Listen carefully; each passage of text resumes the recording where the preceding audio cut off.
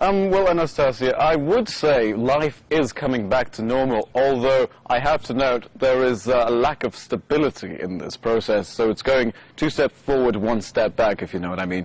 For example, hospitals, they have resumed operation, maternity wards too, but international observers note that it's still in grave condition. Schools are indeed being prepared for the 1st of September, the beginning of the academic year. However, half of them have been totally demolished and will not open their doors for school children. Electricity has been restored to 1/3 of the streets. However, there is no stability in its influx, because it's sometimes working, sometimes it's not. Water has been restored to some of the houses. On our street where we're standing here, it has disappeared yesterday. There's no water again.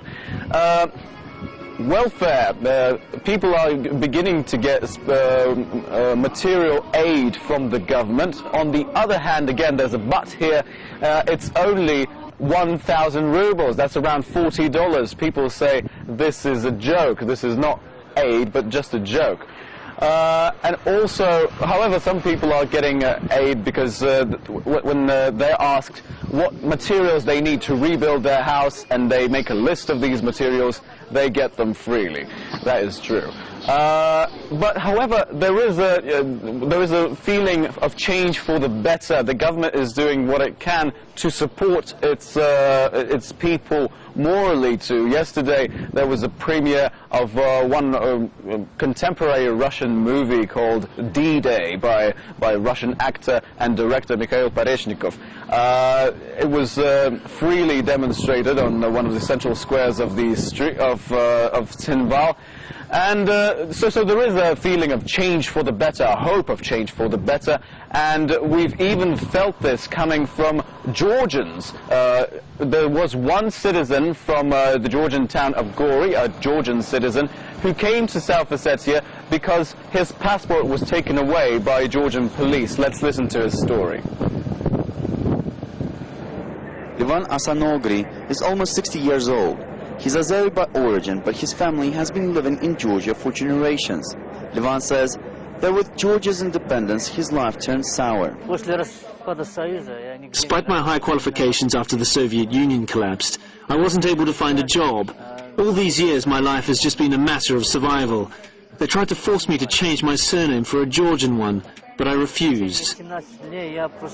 Recently, Levan's brother, who lives north of Moscow, suggested he come to Russia because there is plenty of demand for his skills as the builder.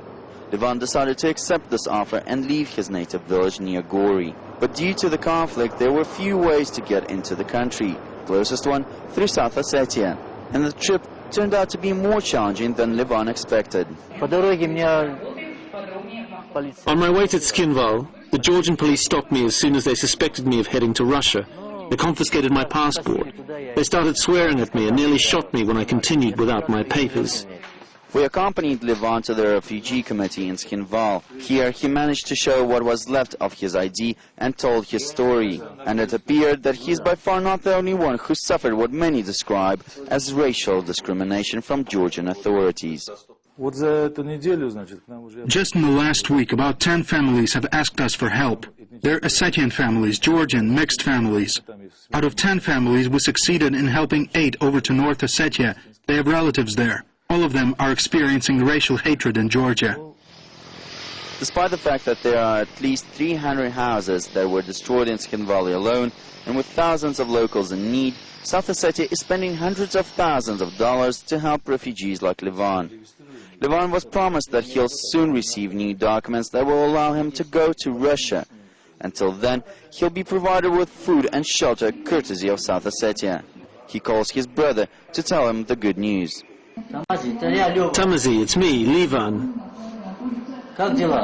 How are you? I'm good. They'll re-register me in 2 days and then I'll come to you. I'm in Tskhinval. I've got a clean room. The conditions are okay. Even though Levan's problems are almost solved, he's still worried about many others that are still suffering back in Georgia and haven't managed to find their way out of the country and the situation. Life stories similar to Levan's were not rare occasion before the conflict broke out in August. For in every case, a number of documents had to be gathered, but with the latest developments in the region, These piles of papers have been growing like mushrooms, and yet many more are still expected to search for their last hope of decent life here in South Ossetia. Mikhail Davidov, RT, Tskhinval, South Ossetia. So as you can see from that report, this hope of change for the better is coming not only from South Ossetians but also ethnic Georgians, some ethnic Georgians which are not feeling comfortable in their own country. Absolutely. Well, Dmitry, it's been more than 2 weeks since the end of shooting. What's the security situation around the Republic's capital right now?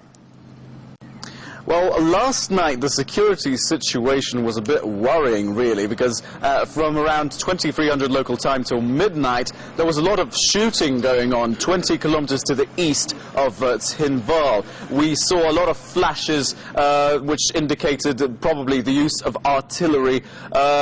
Kalashnikov rounds were heard even 1 kilometer away from the center of Tskhinval, and this was a bit worrying. So, as you can see, the situation is, well, tense and stable from time to time. There's no stability here either. And also, local authorities and Russian authorities have stated that during one of these midnight operations around in the areas surrounding Tskhinval, in the nearest proximity of the capital of South Ossetia, in one of the Georgian SWAT forces camps, a U.S. citizen's passport was found. However, the U.S. State Department has stated it does not know of the presence, it is not aware of presence of U.S. citizens in South Ossetia. Dmitry Medvedenko, thank you for that update. That was our correspondent Dmitry Medvedenko reporting from the South Ossetian capital, Tskhinval. Now, Russia's ambassador to the UN says that Georgia destroyed its own territorial integrity by starting the war in South Ossetia. While addressing the UN Security Council, Vitaly Churkin also said that only independence from Georgia can provide security for Abkhazia and South Ossetia. With his